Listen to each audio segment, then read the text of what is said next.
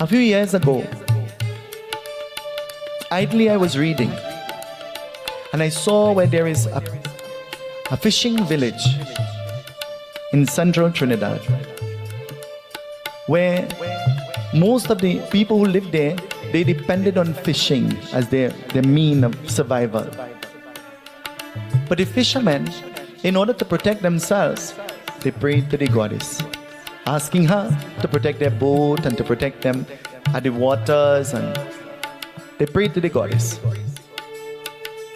And then they installed a Murti of Mata Carli out on the shore. And they will go there and they will pray to Mata Carli before they go into the ocean, seeking her blessing. We're in the time of Navratri, where the whole world is singing the praises of the Devi. Do you know? But today, some being, nobody knows who, went into that mandir and crushed that Murti of Mata Carli to zero, to nothing. That being took a bomb spray and wrote all around the temple a verse that could be found in a holy book, telling you where to go and look to see what the verse says. We live in a very sad society where you're not free to worship. You're not free to practice your religion. You're not free to express yourself. You must always be oppressed and squeezed all the time. The people who are supposed to fight for us when it comes to religion, they don't fight, you know. They fight the wrong fight. You know what fight they're fighting for? They're fighting selfishly for themselves. And they can't fight selflessly for you and I, because all they're thinking about is them.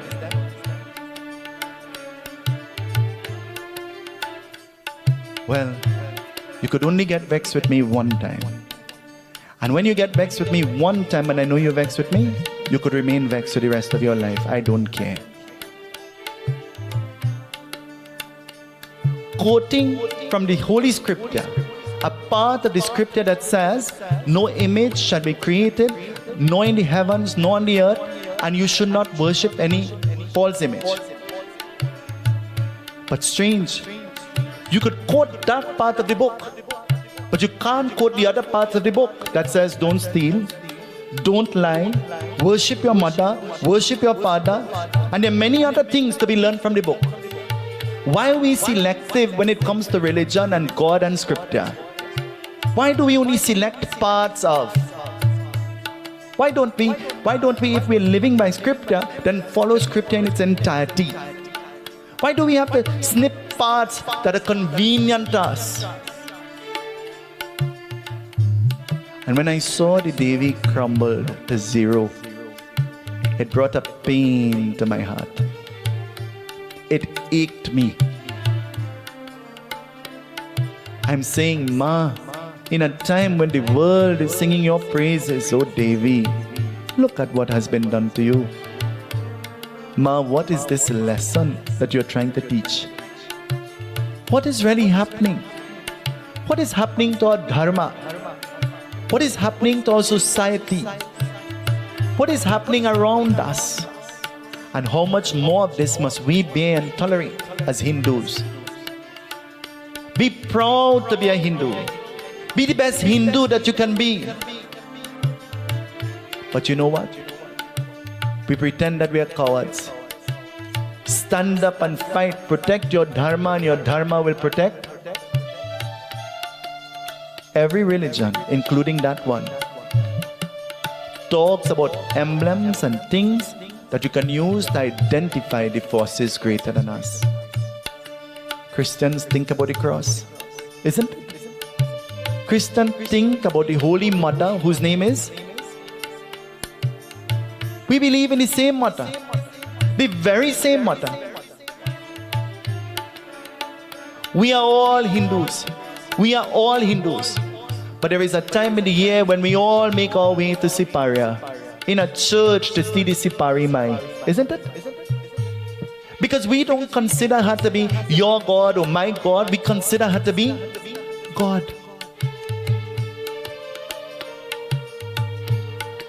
In Islam, they have the moon and the star and something that will guide them to bring some kind of awareness, some kind of consciousness. But why does it only have to be about what the Hindus have? And where is the voice of the Hindus? Where the people who are supposed to fight for us? Where the people who are supposed to stand up for us and be our shield, our protection? Where are they? I did not consult anybody in the Ganesh Utsav Foundation. But I took up my phone and I called the authorities that be. And I said to them, the Ganesh Utsav Foundation is going to reconsecrate the Murti of Mata Carli. And I said to them, before the year comes to an end, we will not do it privately or secretly. We're going to do it with bhakti, with devotion from our heart. And if you call yourself a Hindu, you will find yourself there. And we will all make a statement. If you call yourself a Hindu and you consider yourself to be a Hindu, you'll want to be a part of this. I am not asking anybody for anything. All I'm asking you for is to stand up and be heard. That's what I'm asking you for. This has happened in the past. It is happening now, but we cannot allow it to continue. Our murtis belong to us. Our murtis are a part of us. It is our mode of worship. Just like your scripture specifies, our scripture specifies too. But I say this with no apology. And you know the truth always offends. But you know I really don't care. Because I have a connection problem. A person who was born into a religion is never a fanatic. You know that? But you see a man who converts into a religion, Narayan, Narayan, Narayan. That person, he thinks that he have a one-way fast pass to heaven. All of a sudden, the parsa that he like is devil food. Huh? Me, I want no parsa, but I want the curry, but that is devil food.